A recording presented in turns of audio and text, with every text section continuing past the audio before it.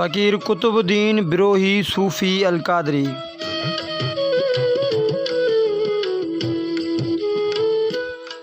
मोहम्मद हसन जे घर में जन्म वठंदड़ हिन फ़कीर जो ॻोठु मिठो बिरोही नज़द दरगाह पीर मुसाफ़िर आहे।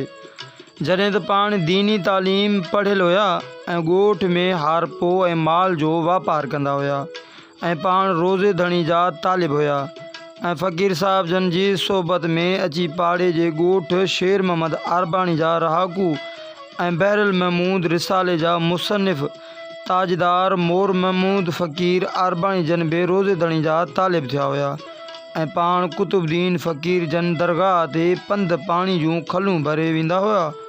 जॾहिं त पाण दस्तगीर जे लोढ़े ऐं भिटाई ते चिला ॾहाका बि कयाऊं ऐं पाण जॾहिं दस्तगीर जे लोढ़े ते चिले में वेठा त फ़कीर जन घर वारनि खे अहिड़ो इतला न ॾिनो ऐं उन वक़्तु रोज़े धणी जन बि ॻोठ वांड पीरूज़ में आयल हुआ त फ़कीर साहब जन जी अमण साइण मालिकनि खे दां ॾिनी त मुंहिंजो पुटु 2-3 ॾींहंनि खां गुम थी वियो आहे त मालिकनि फ़कीर मोकिले फ़कीर खे चिले मां कढायो ऐं पाण तक़रीबन 80 सालनि जी उमिरि में अंदाज़न 1970 ईस्वी में विसाल कयाऊं।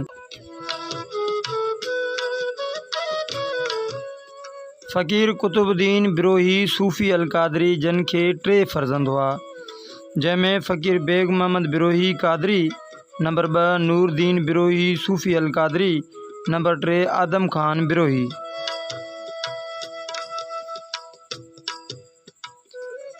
फ़कीर मस्त बेग मोहम्मद बिरोही क़ादरी पंहिंजे वालिद मोहतरम फ़कीर कुतुबुद्दीन सूफ़ी अल क़ादरी हूंदे सिंध जे मशहूर मारूफ़ इल्मी अदबी दरगाह आलिया क़ादरिया भरचूंडी शरीफ़ 3 गादी नशीन तहरीक पाकिस्तान पीर साईं अब्दुर्रहमान अल मारूफ़ भूरल साईं खां पिण ज़िक्र वरिताऊं। सॼी ज़िंदगी फ़कीरी सादगी में गुज़ारियाऊं।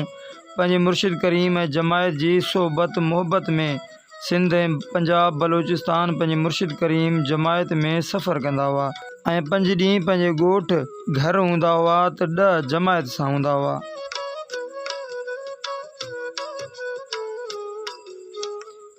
पाण फ़कीर मस्त बेग बिरोही क़ादरी क़ुरान करीम जा हाफ़िज़ कारी बि हुआ, हिकमत आमिल बि हुआ। केतिरा ई तालिब क़ुरान पाक तालीम हासिल कयाऊं। फ़कीर खां पाण हिकु बहादुर दिलेर बि हुआ। फ़कीर मस्त बेग बिरोही क़ादरी 7/9/2006 ईस्वी ते असां खां हमेशह मालिक हक़ीक़ी सां मिलिया। फ़कीर साईं जी तदफ़ीन सिंध जे मशहूर दरगाह आलिया क़ादरिया भरचूंडी शरीफ़ में थी ऐं पंहिंजे मुर्शिद करीम जे क़दमनि में मदफ़ून थिया।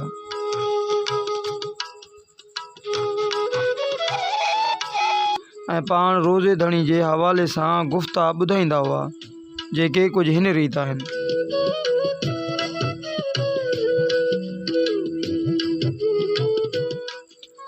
हिकु दफ़े मालिकनि जी कचहरी में वेठा हुयासीं त हिकु फ़कीर दां कंदो आयो।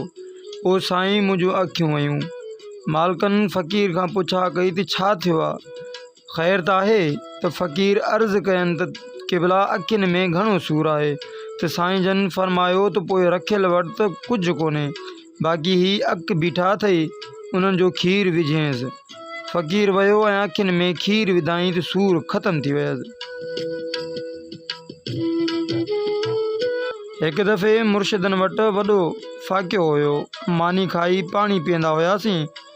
साईं जन फ़कीरनि खां पुछा कई त कोॾियूं आयूं आहिनि?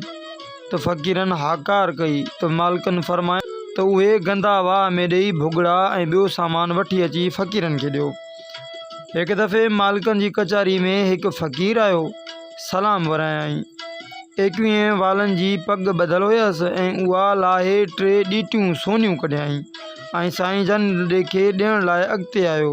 त साईं जन पुछा कई त फ़कीर ही छा आहे? त उन फ़कीर अर्ज़ु कयनि त क़िबला सोन आहे ऐं नज़राने तौरु क़बूल पवे। त साईं जन पंहिंजे ख़िदमतगार फ़कीर खे फ़रमायो त ही फ़कीर खे असां खां परे विहार ऐं असांखे सोन न खपे। त उहो फ़कीर कुझु वक़्तु रखी वरी पाण मालिकनि जे वेझो अची ऐं सोन जूं ॾीटियूं मालिकनि जे भर सां रखियाईं। त मालिकनि पंहिंजे खॿे पेर सां सोन खे सोनियूं ॾिठियूं पर भरो वञी किरियूं ऐं फ़क़ीर खे फ़रमायाऊं फ़क़ीर नथो मुणी ऐं पंहिंजी तॾी मथे करे ज़मीन ते हथ फेरियाऊं तो तां सोन चांदी ऐं हीरा हलनि पिया ऐं पाण मालिकनि उन फ़क़ीर खे फ़रमायो त हीअ दुनिया पई अथई, अची खण, रखियल सोन पाईंदो भला लटा पाईंदो।